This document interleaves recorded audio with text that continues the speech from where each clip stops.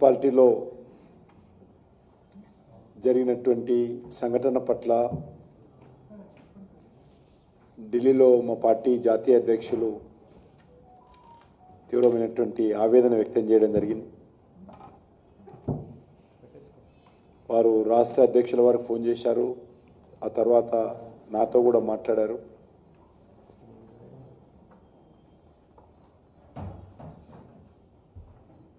Congress party వివరించినటువంటి తీరు, రాష్ట్ర ప్రభుత్వం స్పందించినటువంటి విధానం ఏదైతే ఉన్నదో చాలా దుర్మార్గంగా, ఒక మక్తలే కాదు తెలంగాణ వ్యాప్తంగా మా రాష్ట్ర అధ్యక్షుల వారు చెప్పినట్టు దుర్మార్గంగా వివరించడం జరిగింది.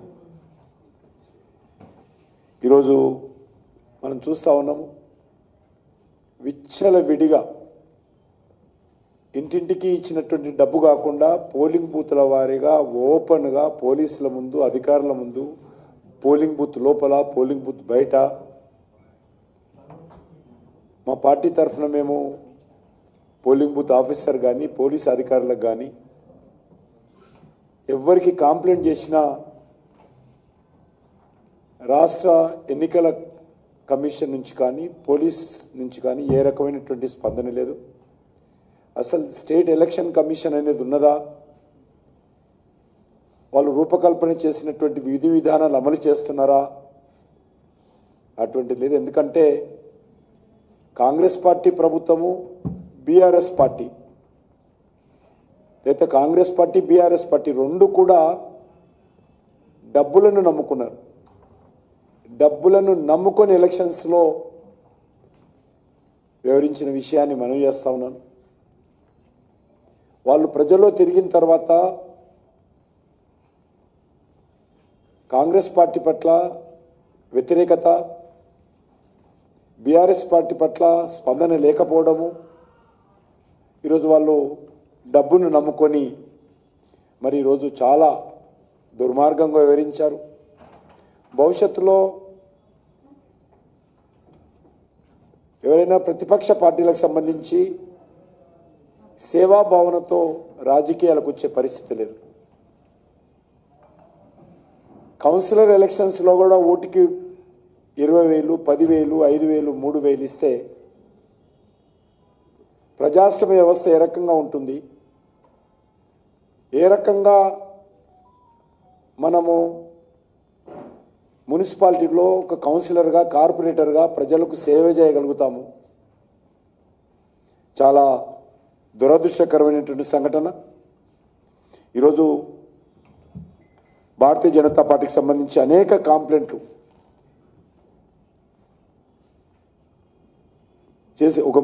చేసినప్పుడు కూడా ఎక్కడ కూడా స్పందన లేదు. వివరాలు అనేకం ఉన్నాయి.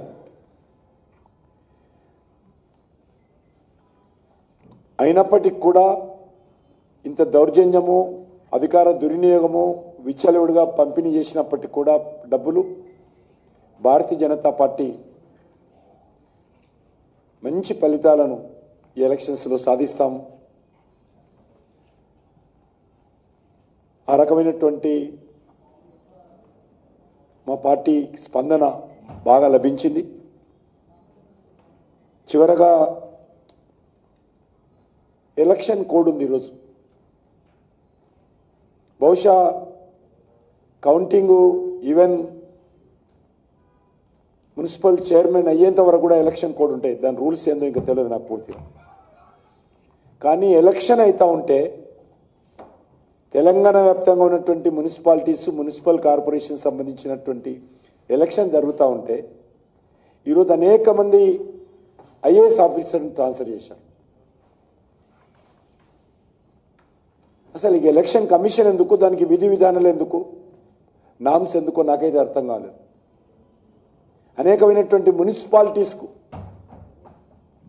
కొత్త మున్సిపాలిటీస్కు, మున్సిపల్ కార్పొరేషన్స్కి ఆఫీసర్స్ వేశారు.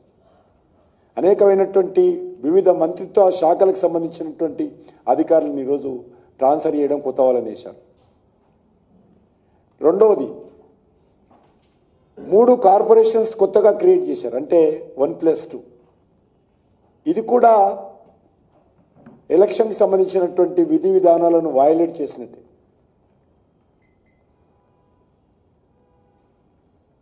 ఈరోజు అనేకమైనటువంటి మున్సిపాలిటీలను మేము తిరుగుతున్నప్పుడు, ఎన్నికల ప్రచారంలో తిరుగుతున్నప్పుడు, ఐసోలేటెడ్ విలేజెస్ మున్సిపల్ హెడ్ క్వార్టర్గా చాలా దూరం ఉన్నటువంటి గ్రామాలను కూడా ఈరోజు మున్సిపాలిటీలో కలిపారు. ఆ గ్రామాలలో ఉన్నటువంటి పేద ప్రజలకు అనేక రకాలుగా అన్యాయం చేస్తుంది ప్రభుత్వం.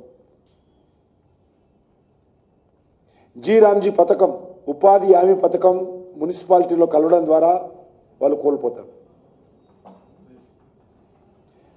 పట్టణ ప్రాంతాల్లో ఏ రకమైనటువంటి ఉపాధి అవకాశాలకు సంబంధించినటువంటి ప్రత్యేక పథకాలు లేవు. కేంద్ర ప్రభుత్వానికి సంబంధించి ఈరోజు చాలా పేదలకు ఉపయోగపడేటువంటి ఉపాధి హామీ పథకం గ్రామాల్లో ఇంప్లిమెంట్ అవుతోంది. వాటన్నిటిని తీసుకొచ్చి ఏ రకమైనటువంటి ప్లానింగ్ లేకుండా, ఆర్థిక వనరుల సమీకరణ లేకుండా, సమగ్రమైనటువంటి కార్యాచరణ ప్రణాళిక లేకుండా, అవసరం ఉందా లేదా చూడకుండా ఇష్టారాజ్యంగా గ్రామాలను కలిపారు. ఈరోజు మన కొత్తగా 2 కార్పొరేషన్స్, జిహెచ్ఎంసీతో పాటు మరో కొత్త 2 కార్పొరేషన్స్ హైదరాబాద్ చుట్టుపక్కల ఉన్నటువంటి ప్రాంతాలను కలిపి ఈరోజు 3 కార్పొరేషన్స్గా నోటిఫికేషన్ ఇచ్చారు మళ్ళీ. ఎందుకంటే జిహెచ్ఎంసీ నుంచి కొన్ని డివైడ్ చేసి, గతంలో ఉన్నటువంటి జిహెచ్ఎంసీకి సంబంధించినటువంటి కొన్ని డివిజన్స్ను విభజించి 3 కార్పొరేషన్స్గా డివైడ్ చేయడం జరిగింది. ఇది 2007లో ఇక్కడ జిహెచ్ఎంసీ ఏర్పడింది, greater municipal corporation of Hyderabad. 650 square kilometres ఉన్నటువంటి జిహెచ్ఎంసీ ఈ 3 కార్పొరేషన్స్ కలిపితే 2053 స్క్వేర్ కిలోమీటర్